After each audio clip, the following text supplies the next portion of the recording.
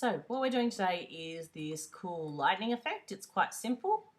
We're going to just do a short video that shows how to do that.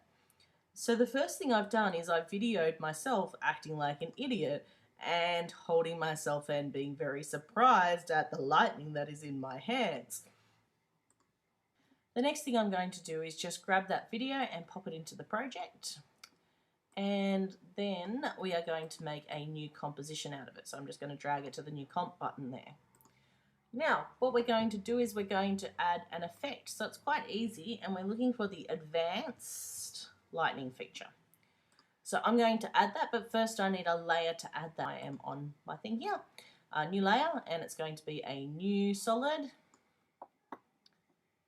Just hit OK there, and I'm going to add the advanced lightning technique to that solid. Now you'll notice here I have an origin of my lightning and a direction of my lighting. So at the moment this lighting looks like it's going straight past my hand. It's headed in that direction, but equally I could head it in the direction of my head. It needs to actually finish at that point also.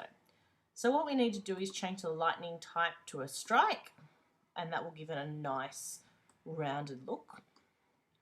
And we need to make sure that the origin and the direction are ready for keyframing. So I'm going to turn on those keyframing attributes.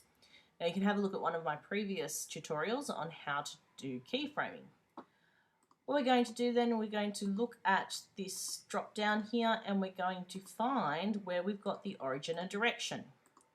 And I'm going to do origin to start with, and I'm going to just move it a little bit, and then change the origin there and change the direction there just a little bit. And then basically I'm just going to keyframe this bit by bit. So every time I move it, because I've turned them on up the top here, anytime I move the origin and direction here, it actually acts as a keyframe. So you can notice that the lightning moves there. So I'm going to do the next bit. And make sure that it stays. What I'm doing is I'm actually picking a point on my hands, and I'm just under my ring here, and then a little bit more sort of halfway in the center of my hand there, and that's going to be the consistent place where that lightning comes from.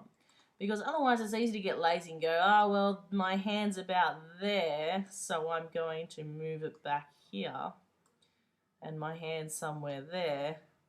But you'll notice that it doesn't quite do it as effectively if you're not careful about what place it's coming from. So equally, I could make that place coming from my fingertips there,